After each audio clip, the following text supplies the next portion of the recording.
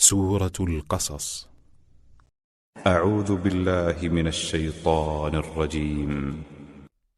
I seek refuge in Allah from the expelled Satan. بسم الله الرحمن الرحيم. In the name of Allah, the entirely merciful, the especially merciful.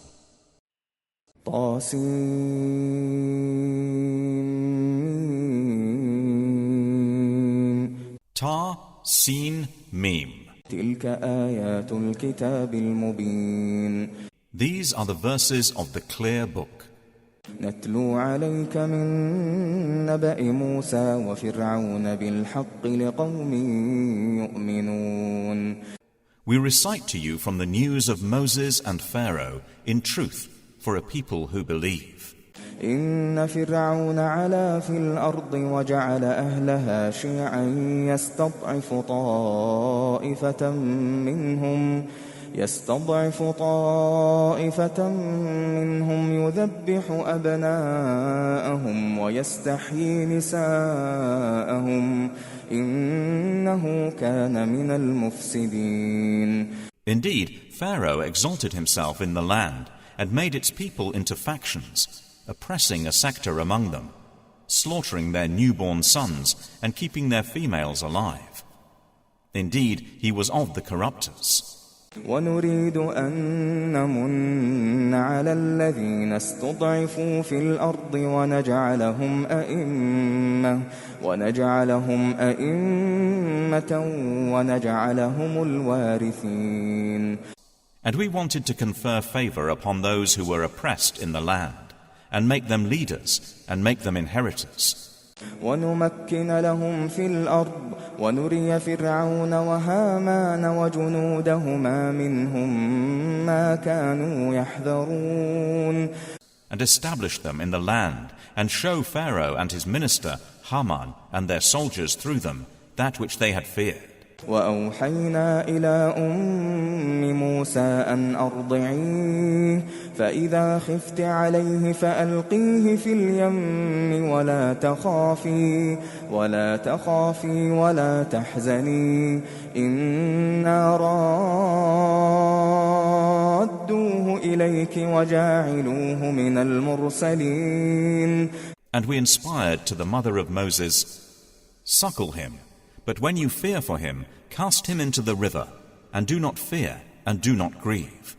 Indeed, we will return him to you, and will make him one of the messengers. فالتقطه آل فرعون ليكون لهم عدوا وحزنا إن فرعون وهامان وجنودهما كانوا خاطئين.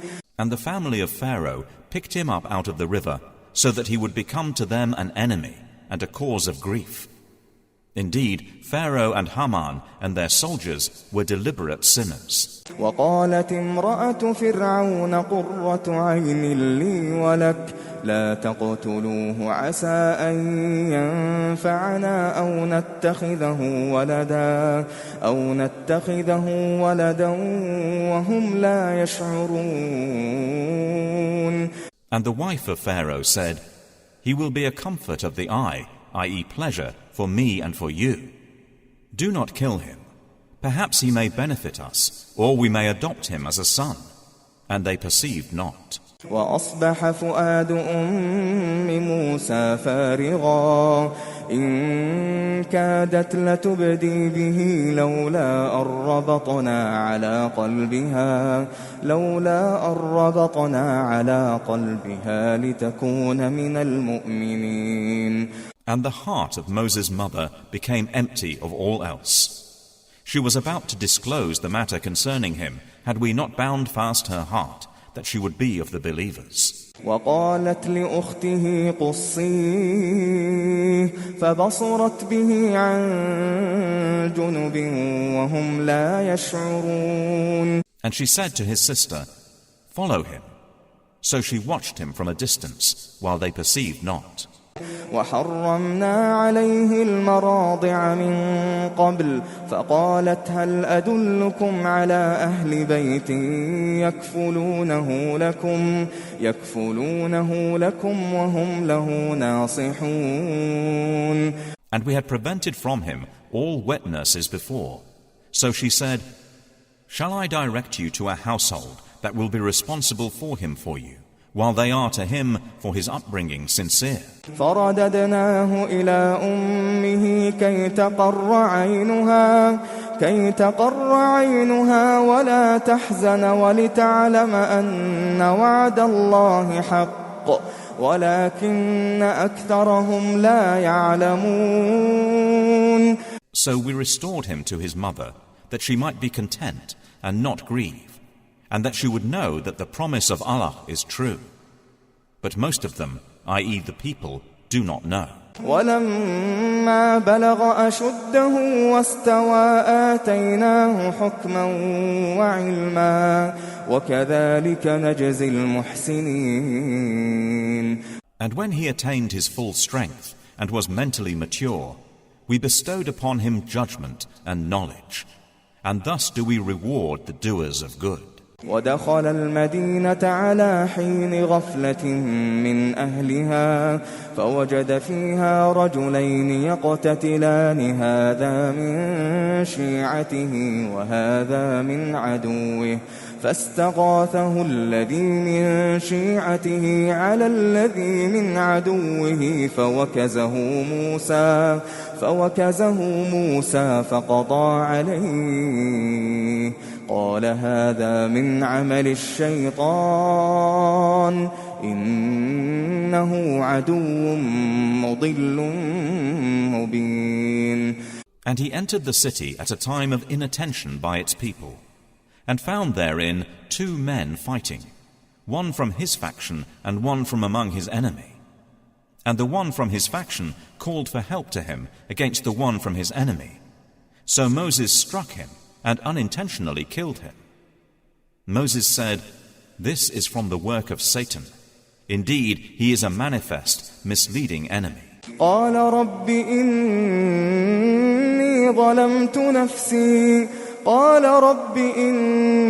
ظلمت نفسي فاغفر لي فغفر له إنه هو الغفور الرحيم. He said, "My Lord, indeed I have wronged myself, so forgive me." And he forgave him. Indeed, he is the forgiving, the merciful. قال رب بما أنعمت علي فلن أكون ظهيرا للمجرمين. He said, "My Lord, for the favor you bestowed upon me, I will never be an assistant to the criminals." فأصبح في المدينة خائفا يترقب فإذا الذي استنصره بالأمس يستصرخه قال له موسى إنك لغوي مبين. And he became inside the city fearful and anticipating exposure, when suddenly the one who sought his help the previous day cried out to him once again. Moses said to him, "Indeed, you are an evident, persistent deviator." فلما أن أراد أن يبطش بالذي هو عدو لهما قال يا موسى أتريد أن تقتلني كما قتلت نفسا بالأمس إن تريد إلا أن تكون جبارا في الأرض وما تريد أن تكون من المصلحين. And when he wanted to strike the one who was an enemy to both of them, he said, "O Moses, do you intend to kill me as you killed someone yesterday? You only want to be a tyrant in the land and do not want to be of the amenders." وجاء رجل من أقصى المدينة يسعى قال يا موسى إن الملأ يأتمرون بك ليقتلوك فاخرج إني لك من الناصحين. And a man came from the farthest end of the city, running. He said, "O Moses, indeed the eminent ones are conferring over you, intending to kill you. So leave the city. Indeed, I am to you of the sincere advisers." فخرج منها خائفا يترقب قال رب نجني من القوم الظالمين. So he left it, fearful and anticipating apprehension. He said, "My Lord, save me from the wrongdoing people." ولما توجه تلقاء مدين قال عسى ربي أن يهديني سواء السبيل. And when he directed himself toward Madian, he said, "Perhaps my Lord will guide me to the sound way." ولما ورد ماء مدين وجد عليه أمة من الناس يسقون ووجد من دونهم امرأتين تذودان قال ما خطبكما قالتا لا نسقي حتى يصدر الرعاء وأبونا شيخ كبير. And when he came to the water, i.e. well of Madian, he found there a crowd of people watering their flocks. And he found aside from them 2 women holding back their flock. He said, "What is your circumstance?" They said, "We do not water until the shepherds dispatch their flocks, and our father is an old man." فسقى لهما ثم تولى إلى الظل فقال رب إني لما أنزلت إلي من خير فقير. So he watered for them.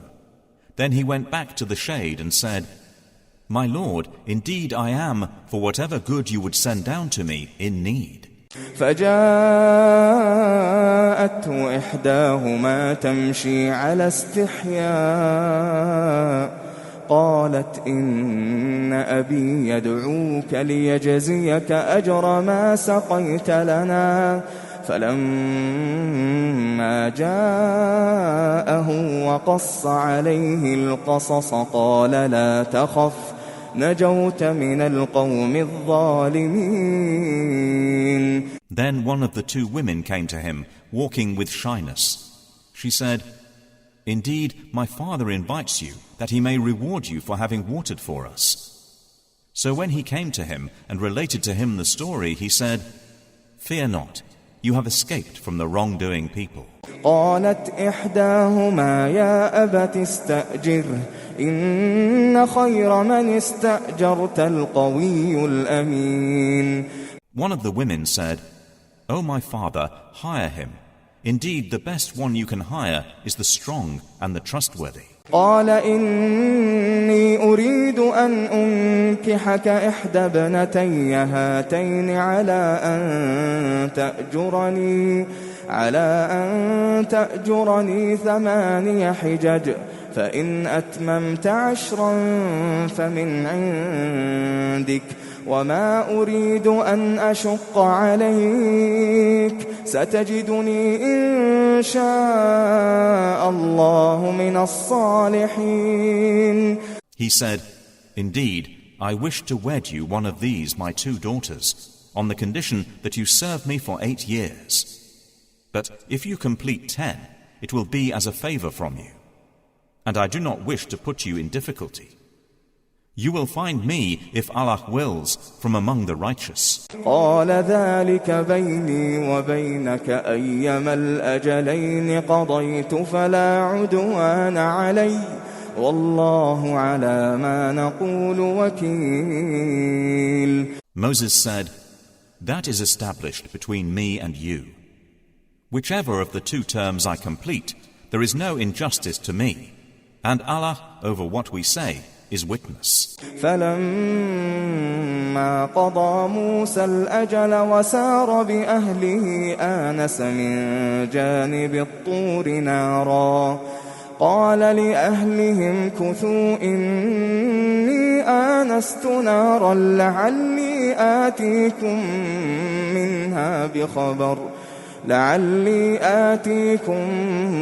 منها بخبر أو جذوة من النار لعلكم تصطلون. And when Moses had completed the term and was traveling with his family, he perceived from the direction of the mount a fire. He said to his family, "Stay here. Indeed, I have perceived a fire. Perhaps I will bring you from there some information, or burning wood from the fire, that you may warm yourselves." فلما أتاها نودي من شاطئ الوادي الأيمن في البقعة المباركة من الشجرة أن يا موسى إني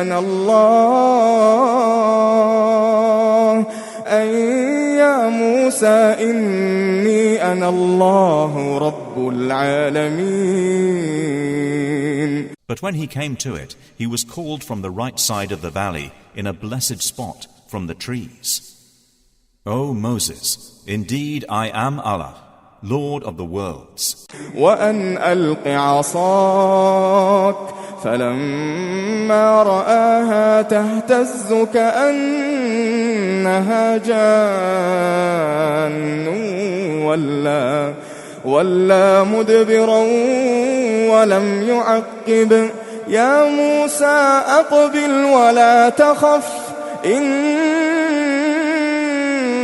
من الآمنين. And he was told, "Throw down your staff." But when he saw it writhing as if it was a snake, he turned in flight and did not return.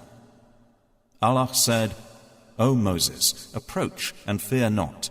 Indeed, you are of the secure." أسلك يدك في جيبك تخرج بيضاء من غير سوء واضمم إليك جناحك من الرهب فذلك برهانان من ربك إلى فرعون وملئه إنهم كانوا قوما فاسقين. Insert your hand into the opening of your garment. It will come out white, without disease. And draw in your arm close to you, as prevention from fear. For those are two proofs from your Lord to Pharaoh and his establishment. Indeed, they have been a people defiantly disobedient.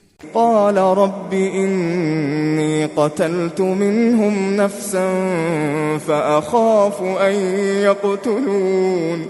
He said, "My Lord, indeed I killed from among them someone, and I fear they will kill me." وأخي هارون هو أفصح مني لسانا فأرسله معي يرد أن يصدقني إني أخاف أن يكذبون. And my brother Aaron is more fluent than me in tongue, so send him with me as support, verifying me.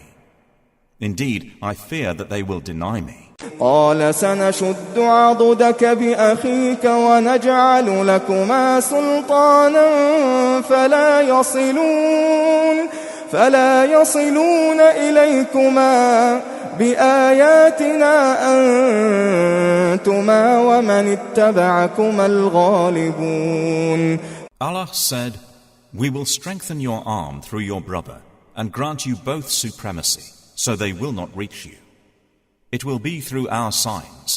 You and those who follow you will be the predominant." فلما جاءهم موسى بآياتنا بينات قالوا ما هذا إلا سحر مفترى وما سمعنا بهذا في آبائنا الأولين. But when Moses came to them with our signs as clear evidences, they said, "This is not except invented magic, and we have not heard of this religion among our forefathers. وقال موسى ربي أعلم بمن جاء بالهدى من عنده ومن تكون له عاقبة الدار إنه لا يفلح الظالمون. And Moses said, My Lord is more knowing than we or you of who has come with guidance from him, and to whom will be succession in the home. Indeed, wrongdoers do not succeed. وقال فرعون يا أيها الملأ ما علمت لكم من إله غيري فأوقد لي يا هامان على الطين فاجعل لي صرحا لعلي أطلع إلى إله موسى وإني لأظنه من الكاذبين. And Pharaoh said, O eminent ones, I have not known you to have a god other than me. Then ignite for me, O Haman, a fire upon the clay, and make for me a tower that I may look at the God of Moses.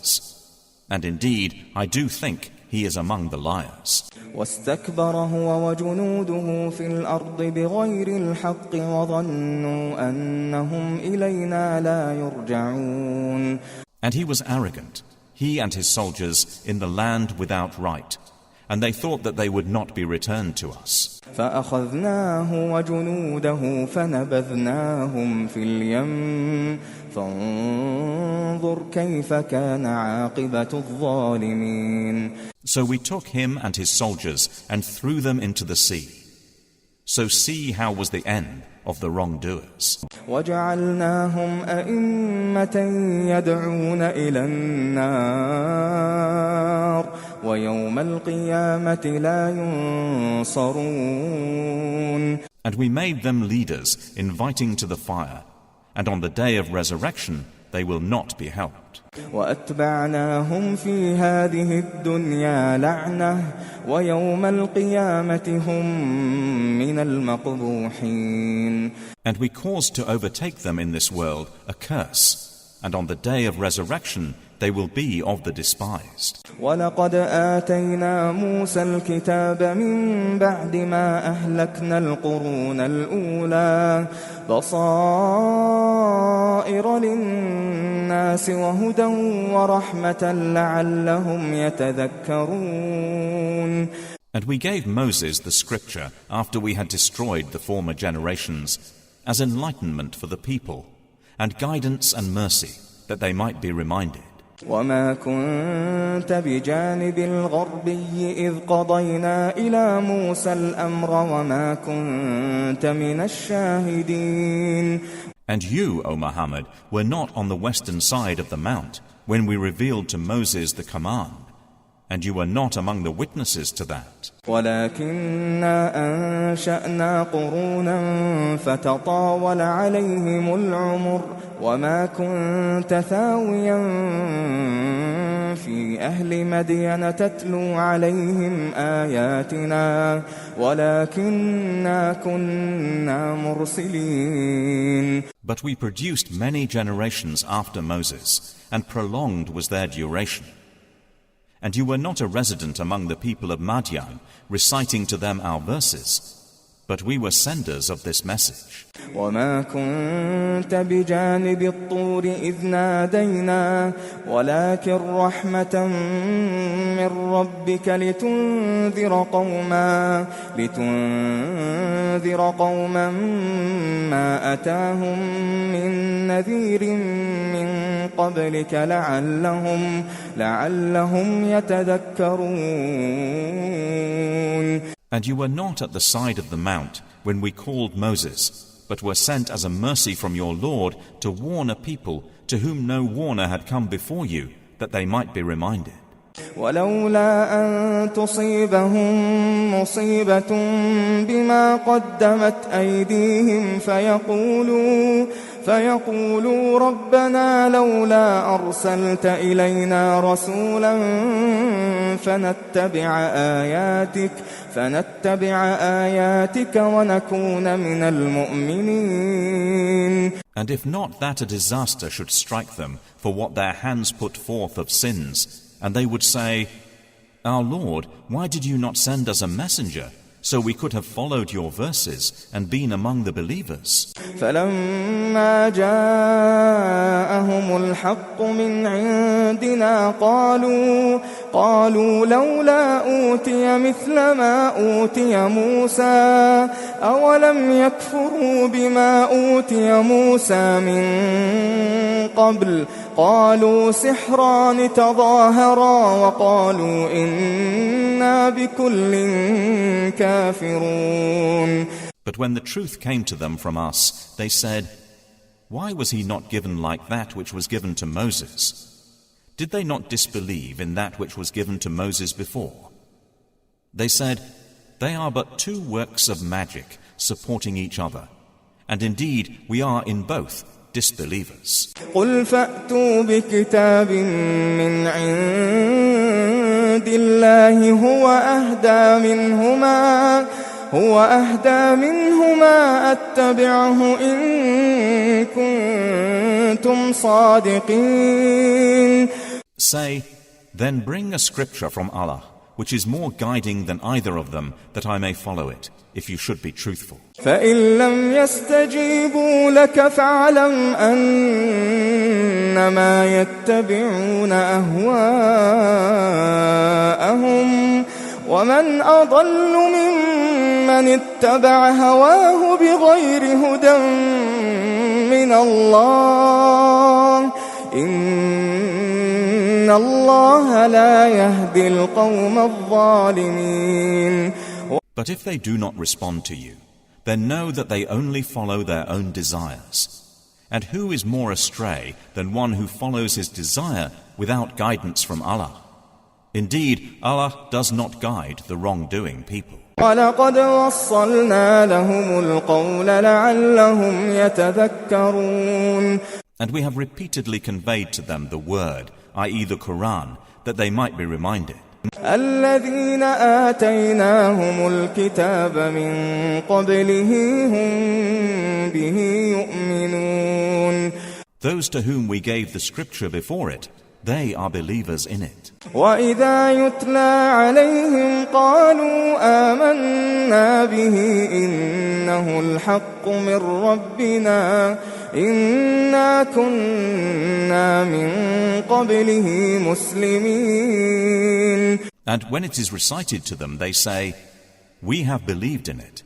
Indeed, it is the truth from our Lord. Indeed, we were even before it Muslims, i.e. submitting to Allah. أولئك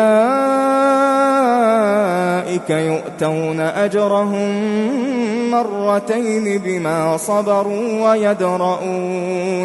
ويدرؤون بالحسنة السيئة ومما رزقناهم ينفقون. Those will be given their reward twice for what they patiently endured, and because they avert evil through good, and from what we have provided them they spend. وَإِذَا سَمِعُوا اللَّغْوَ أَعْرَضُوا عَنْهُ وَقَالُوا لَنَا أَعْمَالُنَا وَلَكُمْ أَعْمَالُكُمْ سَلَامٌ عَلَيْكُمْ لَا نَبْتَغِي الْجَاهِلِينَ. And when they hear ill speech, they turn away from it and say, For us are our deeds, and for you are your deeds. Peace will be upon you. We seek not the ignorant. إنك لا تهدي من أحببت ولكن الله يهدي من يشاء وهو أعلم بالمهتدين. Indeed, O Muhammad, you do not guide whom you like, but Allah guides whom He wills, and He is most knowing of the rightly guided. وقالوا إن نتبع الهدى معك نتخطف من أرضنا أولم نمكن لهم حرما آمنا يجبى إليه ثمرات كل شيء رزقا من لدنا ولكن أكثرهم لا يعلمون. And they, i.e. the Quraysh, say, if we were to follow the guidance with you, we would be swept from our land. Have we not established for them a safe sanctuary to which are brought the fruits of all things as provision from us? But most of them do not know. وكم أهلكنا من قرية بطرت معيشتها فتلك مساكنهم لم تسكن من بعدهم إلا قليلا وكنا نحن الوارثين. And how many a city have we destroyed that was insolent in its way of living? And those are the dwellings which have not been inhabited after them, except briefly. And it is we who were the inheritors. وما كان ربك مهلك القرى حتى يبعث في أمها رسولا يتلو عليهم آياتنا وما كنا مهلك القرى إلا وأهلها ظالمون. And never would your Lord have destroyed the cities until he had sent to their mother, i.e. principal city, a messenger, reciting to them our verses. And we would not destroy the cities except while their people were wrongdoers. وما أوتيتم من شيء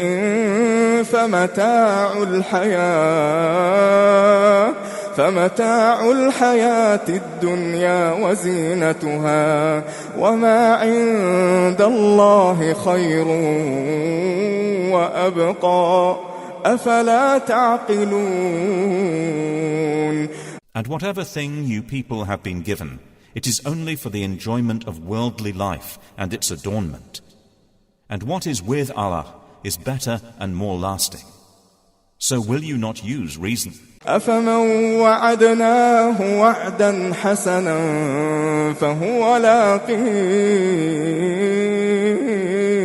فهو لاقيه كمن متعناه متاع الحياة الدنيا ثم هو يوم القيامة من المحضرين. Then is he whom we have promised a good promise, which he will meet, i.e. obtain, like he for whom we provided enjoyment of worldly life. But then he is, on the day of resurrection, among those presented for punishment in hell. ويوم يناديهم فيقول أين شركائي الذين كنتم تزعمون.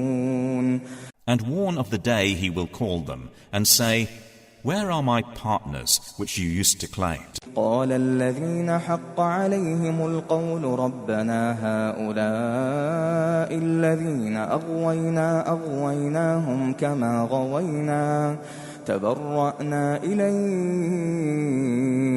ما كانوا إيانا يعبدون. Those upon whom the world will have come into effect will say, our Lord, these are the ones we led to error. We led them to error just as we were in error. We declare our disassociation from them to you. They did not used to worship, i.e. obey us. وقيل ادعوا شركاءكم فدعوهم فلم يستجيبوا لهم ورأوا العذاب لو أنهم كانوا يهتدون. And it will be said, invoke your partners, and they will invoke them. But they will not respond to them, and they will see the punishment. If only they had followed guidance. ويوم يناديهم فيقول ماذا أجبتم المرسلين. And mention the day he will call them and say, What did you answer the messengers? فعميت عليهم الأنباء يومئذ فهم لا يتساءلون. But the information will be unapparent to them that day, so they will not be able to ask one another. فأما من تاب وآمن وعمل صالحا فعسى أن يكون من المفلحين. But as for one who had repented, believed, and done righteousness, it is expected, i.e. promised by Allah, that he will be among the successful. وربك يخلق ما يشاء ويختار ما كان لهم الخيرة سبحان الله وتعالى عما يشركون. And your Lord creates what he wills and chooses. Not for them was the choice. Exalted is Allah, and high above what they associate with him. وَرَبُّكَ يَعْلَمُ مَا تُكِنُّ صُدُورُهُمْ وَمَا يُعْلِنُونَ.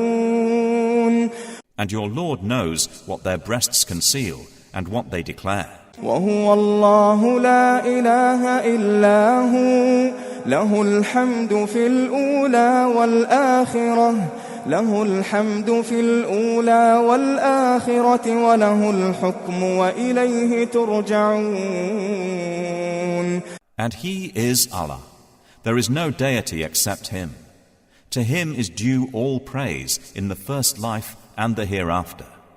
And his is the final decision. And to him you will be returned.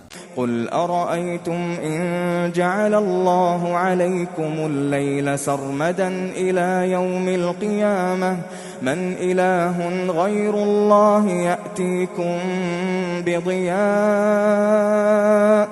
أفلا تسمعون. Say, have you considered, if Allah should make for you the night continuous until the day of resurrection, what deity other than Allah could bring you light? Then will you not hear?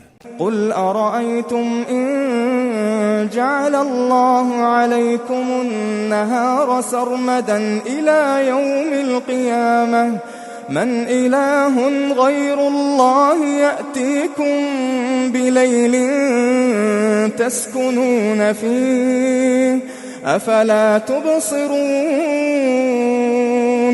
Say, have you considered, if Allah should make for you the day continuous until the day of resurrection, what deity other than Allah could bring you a night in which you may rest?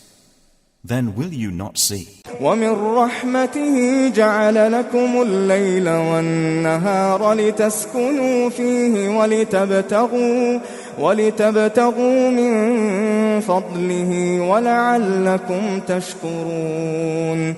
And out of his mercy he made for you the night and the day, that you may rest therein, and by day seek from his bounty, and that perhaps you will be grateful. وَيَوْمَ يُنَادِيهِمْ فَيَقُولُ أَيْنَ شُرَكَائِيَ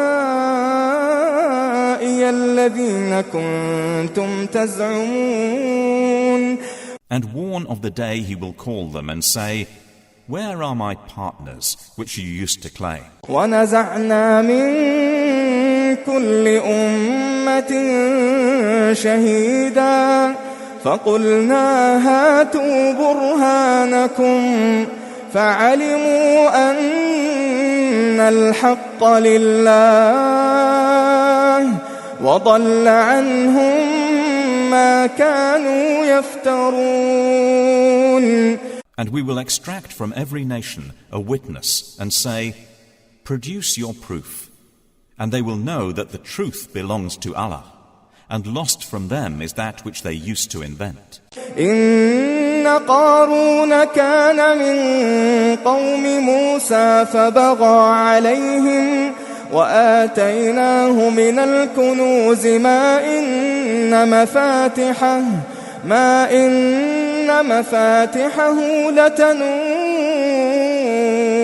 بالعصبة أولي القوة إذ قال له قومه لا تفرح إن الله لا يحب الفرحين. Indeed, Karun was from the people of Moses, but he tyrannized them, and we gave him of treasures whose keys would burden a band of strong men. Thereupon his people said to him, "Do not exalt. Indeed, Allah does not like the exultant." وابتغ فيما آتاك الله الدار الآخرة ولا تنس نصيبك من الدنيا وأحسن كما أحسن الله إليك ولا تبغ الفساد في الأرض إن الله لا يحب المفسدين. But seek through that which Allah has given you the home of the hereafter. And yet do not forget your share of the world. And do good as Allah has done good to you. And desire not corruption in the land. Indeed, Allah does not like corruptors. قال إنما أوتيته على علم عندي أولم يعلم أن الله قد أهلك من قبله من القرون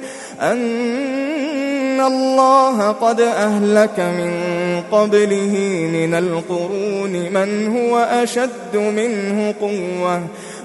هو أشد منه قوة وأكثر جمعا ولا يسأل عن ذنوبهم المجرمون. He said, I was only given it because of knowledge I have.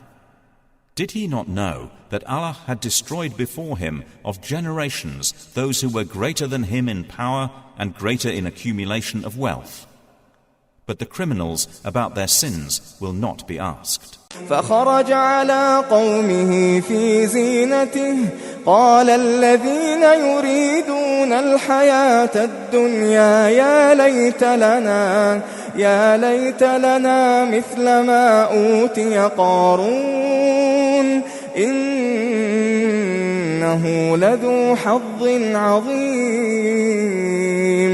So he came out before his people in his adornment. Those who desired the worldly life said, "Oh, would that we had like what was given to Karun. Indeed, he is one of great fortune." وقال الذين أوتوا العلم ويلكم ثواب الله خير لمن آمن وعمل صالحا ولا يلقاها إلا الصابرون. But those who had been given knowledge said, "Woe to you! The reward of Allah is better for he who believes and does righteousness, and none are granted it except the patient." فخسفنا به وبداره الأرض فما كان له من فئة ينصرونه من دون الله وما كان من المنتصرين. And we caused the earth to swallow him and his home. And there was for him no company to aid him other than Allah, nor was he of those who could defend themselves. وأصبح الذين تمنوا مكانه بالأمس يقولون ويك أن الله يبسط الرزق لمن يشاء من عباده ويقدر لولا أمن الله علينا لخسف بنا ويكأنه لا يفلح الكافرون. And those who had wished for his position the previous day began to say, "Oh, how Allah extends provision to whom He wills of His servants and restricts it. If not that Allah had conferred favor on us, He would have caused it to swallow us. Oh, how the disbelievers do not succeed." تلك الدار الآخرة نجعلها للذين لا يريدون علوا في الأرض ولا فسادا والعاقبة للمتقين. That home of the hereafter we assign to those who do not desire exaltedness upon the earth or corruption.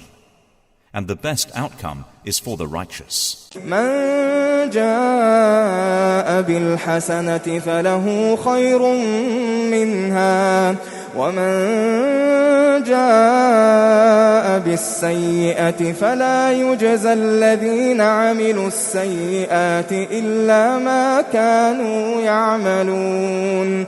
Whoever comes on the day of judgment with a good deed will have better than it.